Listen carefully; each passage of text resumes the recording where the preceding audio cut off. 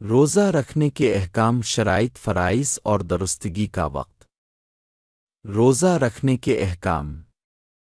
روزہ فرض ہونے کے بارے میں اللہ تعالیٰ فرماتے ہیں: اے ایمان والو، تم پر روزہ فرض کیا گیا ہے جیسا کہ تم سے پہلے لوگوں پر فرض کیا گیا تھا، تاکہ تم پرہیزگار بنو۔ سورۃ البقرہ۔ اللہ تعالیٰ ایک اور جگہ فرماتے ہیں: رمضان کا مہینہ جس میں قرآن نازل کیا گیا لوگوں کے لیے ہدایت ہے، اور اس میں ہدایت اور حق و باطل کو الگ کرنے کی روشن نشانیاں ہیں۔ لہذا تم میں سے جو کوئی یہ مہینہ پائے اسے چاہیے کہ روزہ رکھے۔ سورۃ البقرہ۔ اس بارے میں رسول اللہ صلی اللہ علیہ وسلم نے فرمایا: اسلام کی بنیاد بنیاد 5 چیزوں پر قائم ہے۔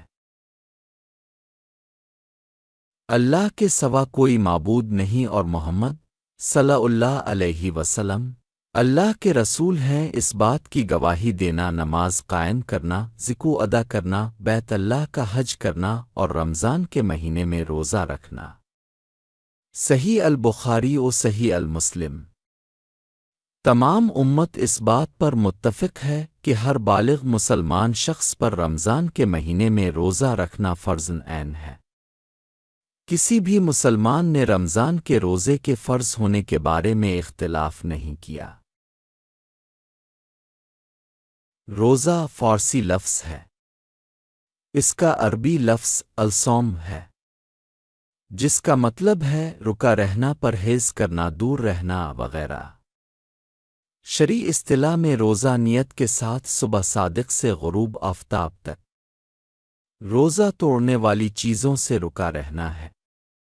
روزہ رکھنے کی شرائط۔ مندرجہ ذیل شرائط جس میں پائی جائیں گی اس پر رمضان کے روزے وقت پر ادا کرنا اور وقت پر ادا نہ کر سکنے کی صورت میں اس کی قضا ادا کرنا فرض ہوتا ہے۔ جیسے 1 بالغ ہونا، لہذا نابالغ لڑکے لڑکیوں پر روزہ رکھنا فرض نہیں۔ 2 مسلمان ہونا، لہذا کافر پر روزہ رکھنا فرض نہیں۔ 3 عاقل ہونا، لہذا پاگل پر روزہ رکھنا فرض نہیں۔ 4 دارالاسلام یعنی مسلم ریاست کا باشندہ ہونا۔ اگر دارالحرب یعنی کافر ریاست کا باشندہ ہو تو روزہ رکھنا کے واجب یعنی فرض ہے، اس بارے میں باخبر ہونا۔ جن پر روزہ رکھنا فرض ہے۔ جن پر روزہ رکھنا فرض ہے وہ یہ ہے: 1 مقیم پر روزہ ادا کرنا فرض ہوتا ہے، لہذا مسافر پر روزہ رکھنا فرض نہیں۔ 2 صحت مند شخص پر روزہ ادا کرنا فرض ہوتا ہے، لہذا بیمار شخص پر روزہ رکھنا فرض نہیں۔ 3 خواتین حیض و نفاس سے پاک حالت میں ہوں تو ان پر روزہ ادا کرنا فرض ہوتا ہے، وہ ناپاک حالت میں ہوں تو ان پر روزہ فرض اور جائز نہیں ہوگا۔ روزہ ادا کرنے کا صحیح وقت۔ مندرجہ ذیل شرائط مکمل طور پر موجود ہوں تو روزہ ادا کرنا صحیح ہوگا۔ 1 روزہ رکھنے کے وقت یعنی صبح صادق سے نصف دن سے پہلے تک نیت کرنا، اس کے بعد نیت کرنے سے وہ صحیح نہیں ہوگا۔ 2 خواتین کا حیض و نفاس سے پاک ہونا۔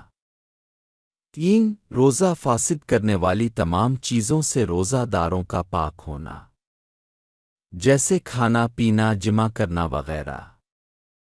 4 روزہ داروں کا جنابت سے پاک ہونا شرط نہیں۔